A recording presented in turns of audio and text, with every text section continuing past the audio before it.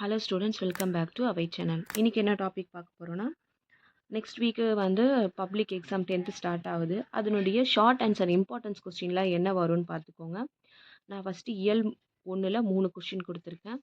இயல் 2ல் 2 கொஸ்டின், இயல் 3ல் மொத்தம் 4 கொஸ்டின், இயல் 4ல் வந்து 2 கொஸ்டின், இயல் 6ல் பார்த்தீங்கன்னா மொத்தம் 4 கொஸ்டின், இயல் 7ல் பார்த்தீங்கன்னா 2 கொஸ்டின். நான் அனைத்து இயல்குரிய பகுப்பது உறுப்புகளான 10 இருக்குது, அதை படிச்சுக்கோங்க. இந்த கொஸ்டின்லாம் எல்லாமே ரிவிஷன் பண்ணி படித்து வச்சுக்கோங்க. நெக்ஸ்ட்டு கலைச்சொற்கள். கலைச்சொற்கள் பொறுத்த வரைக்கும் இயல் 1லேருந்து இயல் 7 வரைக்குரிய மொழியோட விளையாடு, மொழி ஆல்பமில் இருக்கிற லெசனுக்கு பின்னாடி அதில் கொடுத்துருப்பாங்க. நீங்கள் வந்து அந்த கலைச்சொற்களை படிச்சிங்கன்னா கன்ஃபார்மாக 2 மார்க் அட்டன் பண்ணலாம். நெக்ஸ்ட்டு பார்த்தீங்கன்னா விடைக்கேற்ற வினா. விடைக்கேற்ற வினா பொறுத்த வரைக்கும் அவங்களே வந்து ஆன்சர் கொடுத்துருவாங்க. நீங்கள் வந்து கொஸ்டின் அங்கே வந்து கேட்கணும்.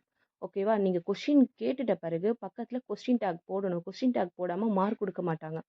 ஸோ நீங்கள் என்ன பண்ணுறீங்கன்னா, அப்போ உங்களுக்கு கன்ஃபார்மாக இது ஃபுல்லாக 2 மார்க்கை படிச்சுட்டு இது 2த்தையும் படித்து வச்சுக்கோங்க. இதுலேருந்து எதனா உங்களுக்கு டவுட் இருந்துச்சுன்னா எனக்கு கமெண்ட் செக்ஷனில் கமெண்ட் பண்ணுங்கள். Thank you students.